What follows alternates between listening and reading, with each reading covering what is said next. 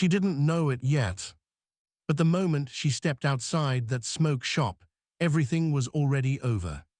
One slap, one decision, one swing of a blade. By the end of the night, one teenage girl would be dead, and another would be facing a prison sentence. And two families would be left asking the same impossible question. But how did she come to this?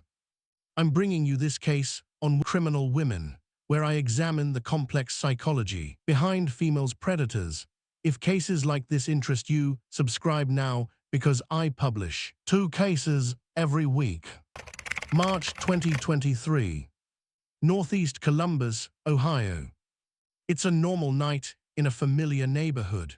A group of teenagers gather inside a local smoke shop, the kind of place young people drift in and out of without thinking twice. Among them are Halia Culbertson, 17 years old, and Bryanna Barozzini, who is 18. They are not strangers. In fact, that's what makes this case so hard to understand. They used to be best friends. They shared laughs, time, trust. They knew each other's lives. But something changed. The friendship cracked. Then it shattered. And whatever caused it, jealousy, rumors, anger, hurt feelings, none of it ever healed. It followed them into that smoke shop. Inside, voices rise. The argument is loud enough that other customers start paying attention. Employees notice. Tension fills the room. Halia is angry. She's yelling, she's confronting Bryanna. The situation grows heated enough that a store employee intervenes. Halia is escorted outside.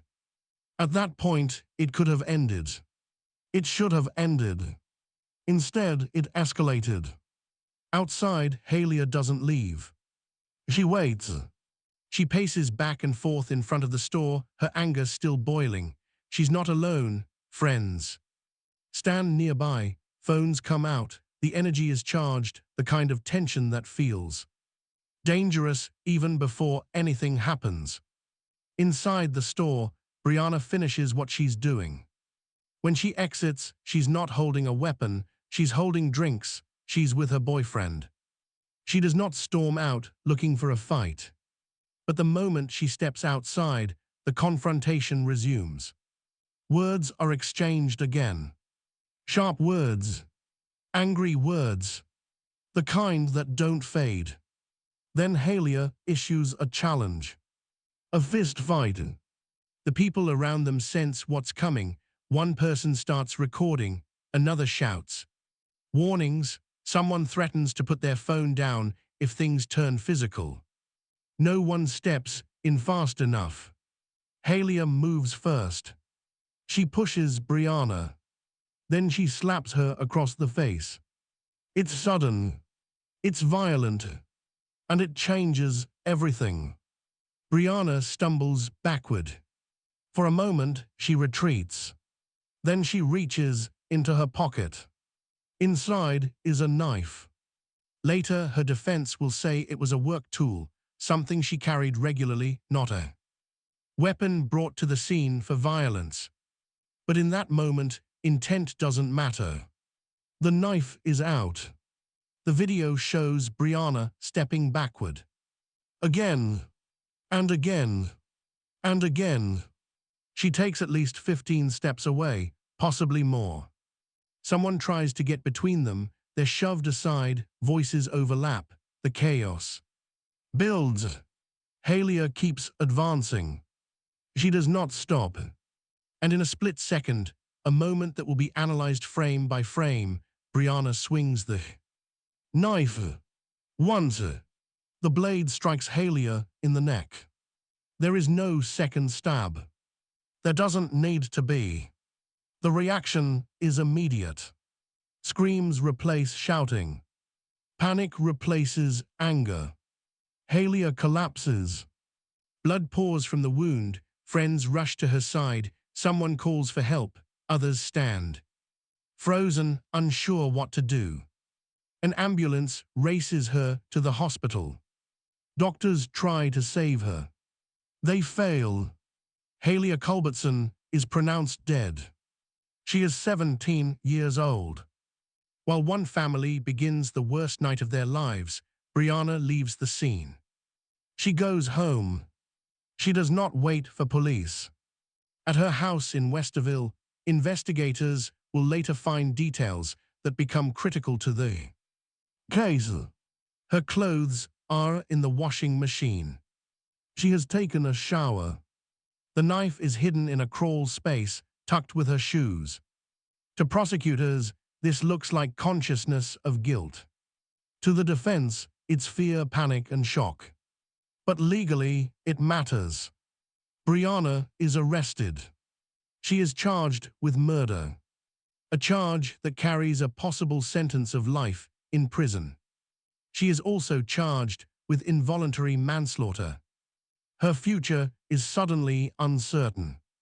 As the case moves toward trial, one piece of evidence dominates everything else. The video. It shows the slap. It shows the retreat. It shows the single stab. But then something else emerges.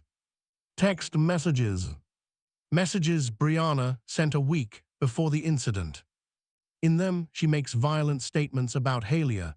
She says she would slice her throat if she came near her again. She swears on her family. She threatens harm. The prosecution wants the jury to see these messages. The defense fights to keep them out. The judge rules they can be admitted. That decision changes the entire trajectory of the case. Jury selection is about to begin. And suddenly, Bryanna changes her plea. She no longer pleads not guilty. Instead, she pleads guilty to a lesser charge, involuntary manslaughter, a third-degree felony. The maximum sentence is 36 months in prison. In court, the judge makes sure she understands what this means. This is a felony conviction. It will stay on her record for life. She will be sentenced. There is no taking it back. Bryanna says she understands. 1 month later, on July 11, Bryanna Barozzini, now 20 years old, returns to court for sentencing. The judge imposes the maximum: 3 years in prison. For Halia's family, it feels like a fraction of justice. Halia's grandfather addresses the court. His voice is steady, but his words carry grief. "My granddaughter was 17 years old," he says. "She loved life. Everybody was her new best friend." Then Halia's mother speaks. Her statement fills the room with emotion. She calls her daughter's death a betrayal. Not a random act. Not a stranger's crime. But something far worse.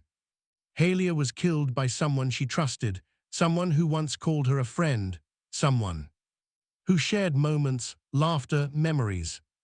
That betrayal, she says, makes the loss deeper, harder, unbearable. Halia's sister steps forward. She says she has lost people before, but nothing compares to this. She says when she wants to talk to her sister now, she goes to the graveyard. She talks to a headstone. She wishes she could hear Halia's voice one more time. One hug. One moment. One goodbye. She never will. Then Bryanna speaks. She apologizes. She says not a day goes by without thinking about what happened. She says she understands the pain she caused. She says she will live with the guilt forever. No apology can undo what happened. Legal experts later analyze the case. They talk about provocation. They talk about self-defense. They point out that Halia was escorted out of the store, that she waited, that she initiated physical contact, that she struck first. They point out the retreat, the steps backward, the attempt to disengage. They also point out the texts, the cleanup, leaving the scene. A jury could have gone either way. That uncertainty explains the plea deal. 3 years instead of life. But prison is not the end of the punishment. Even if Bryanna is released early, the conviction follows her forever. A felony for involuntary manslaughter cannot be sealed, cannot be erased. Jobs will be harder to find. Housing more difficult. Every background check will tell this story again.